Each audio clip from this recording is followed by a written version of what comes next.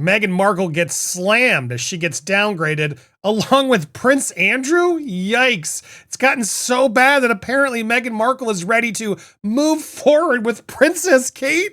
Oh, we got to discuss all this.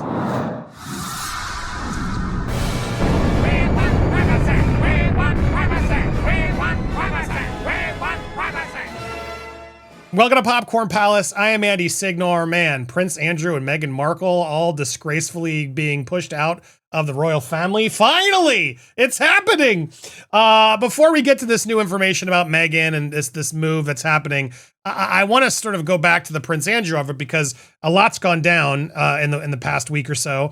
And yeah, Prince William has plotted a bonfire of royal titles when he becomes king. He is going to strip family members of honorific titles, while sore details about Andrew and Fergie with Jeffrey continue to emerge.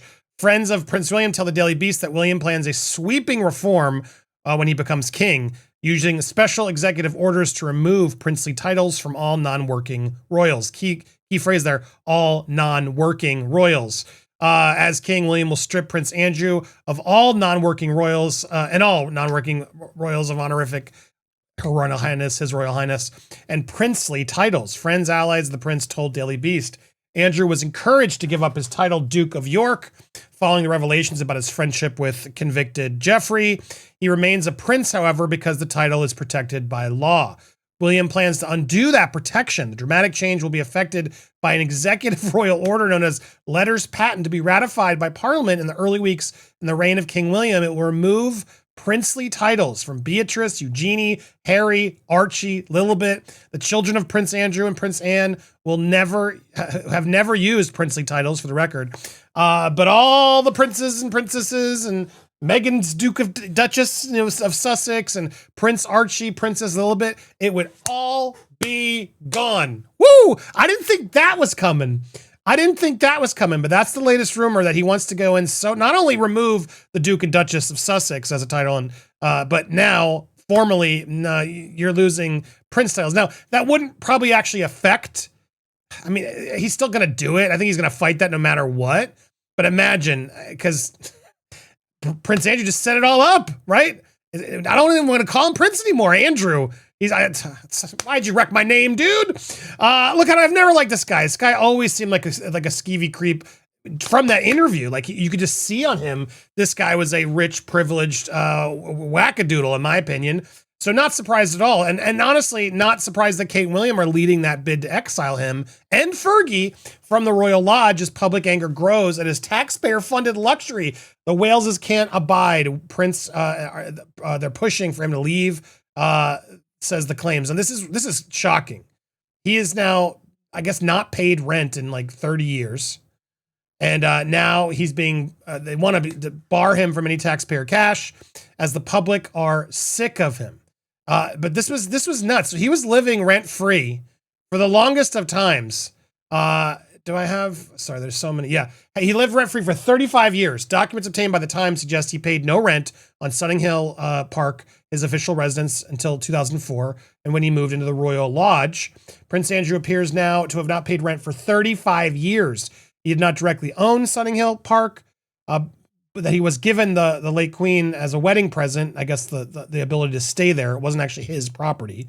The house on the plot was his official residence between 1990 and 2004. Queen Elizabeth owned the property on a long lease and appeared to have granted Andrew its use at no cost. But now I guess some of that's changing. The prince, though, did pay £1 million for the lease, plus $7.5 million for refurbishments, apparently, of the Royal Lodge, which entitle him and his family to live at the property rent-free until 2078. It means that Andrew does not appear to have paid rent for almost his whole adult life. Must be nice. Now, that's the rule. He's technically allowed to go there until 2078, but the rumors are coming in that no, William is going to start and the rest of the royals are going to be pushing because they don't want to keep having this be a problem. And he can no longer live or take a penny from the taxpayers out there. I assume you guys in the UK, my UK viewers, does it frustrate you that your tax-paying dollars are paying for Andrew now to live rent-free? It would piss me off. Calls are growing in Westminster for the disgraced Duke to be booted from his Grace and Favor Windsor. after it was revealed he's not paid rent in years. And also all these connections where apparently Fergie was connected to him too. Lots of supposed alleged, I got to be careful, emails showing they both had way bigger connections. I mean, duh, than they ever wanted to admit, and they still have not admit. But I don't see why the taxpayer, frankly, should continue to foot the bill. The public are sick of Prince Andrew. Libs Dem urged to return every penny of rent that he has not paid while disgracing his office. I mean, that's not going to happen, but yeah, that'll be the day. But yeah, this is where things are getting. They're calling on the crown to evict the prince. I don't think the taxpayer should be in any way footing the bill for him to live in luxury homes ever again. He shouldn't have taxpayer subsidies going forward. What do you think? Do you agree with this? It's about time Prince Andrew took himself off to live in private and make his own way in life. He has disgraced himself. He has embarrassed the royal family time and time again. The king deserves great respect and admiration for the way he's handled it. He is trying to do his absolute best to ensure Prince Andrew goes off, leads a quiet life, and doesn't embarrass himself, the royal family, or our country ever again. Do you agree with that, folks? Do you think that's what's happening? I also have learned what a peppercorn rent is. How it's a small amount. I guess it was back in the day of pepper. I don't know, but anyway, that's what he's been paying, and that could now finally be over. Speaking of disgraced exits, Meghan is now being called out for her that we showed that Fortune interview and various videos, and she's being called out as she tried to brand the downgrade by Netflix as a sign of strength, and experts have been coming in just like, no, this is a delusional spin. That the project of this first look deal is being used as a way for flexibility, a positive move for flexibility as creators. Nonsense. We were in an overall deal with Netflix, then not dissimilar to Higher Ground and the Obamas.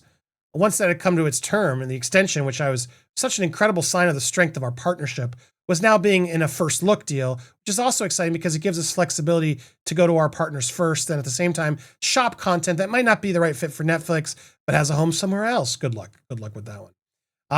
But yes, industry insiders are saying no way, it doesn't match reality. Sources, Hollywood source, it's clear step down. Netflix is keeping tight control. They're being paid to bring in ideas, not to run big productions. Trying to frame that as strength is pure wishful thinking. Meghan is kidding herself.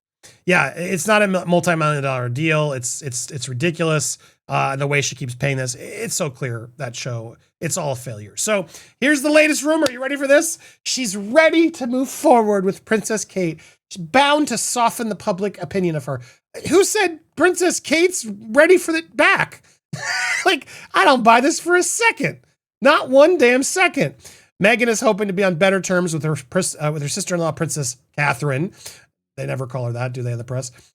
Before the new year. So she's got a couple months. Source tells Star that the Duchess of Sussex is planning visiting the UK soon, noting it's just a matter of finalizing the timing, but it will most likely be before Christmas. The source claims that Meghan is nervous about a trip and believes that mending fences with Princess of Wales would help.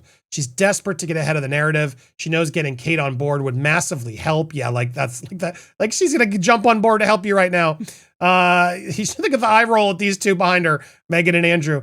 If the public sees she's making a genuine effort to heal old wounds and they see Kate accepting her back, it's bound to soften their feelings towards her.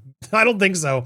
Source notes that while Suitslum is telling people she's ready to forgive, forget, and move forward, she's still weary of Kate and not sure if she can trust her. She's not sure if she can trust Kate. Oh my God, if this is real, if this is true, these are sources to Star. If that's true, which sounds like Meghan, the audacity of this woman, it's wild. Apparently, as for Harry, how he feels about a reunion, he's been encouraging her to go because he's convinced that if Meghan and Kate can clear the air, it'll smooth things with William too. I do agree with that. And I do think that Catherine's probably more open than William at this point. She seems more, I don't know, just classier and smarter about it all. What do you think? Who has more of a chance of being nice to Harry and Meghan? Is it Catherine or William? I want to hear your thoughts in the comments down below. Who's more forgiving? Let me know your thoughts there. What do you think about this Prince Andrew stuff? Should they strip the Prince title from him? And then should Harry be next? I want to hear all your thoughts in the comments before you go down there. Smash the like and all that. And then, yes, then leave your comments. We got a lot more coming, including a live later today. I got word on my hearing from Blake. Make sure you don't miss today's live Popcorn Planet. Thank you guys so much for watching. Stay tuned for more here on Popcorn Palace.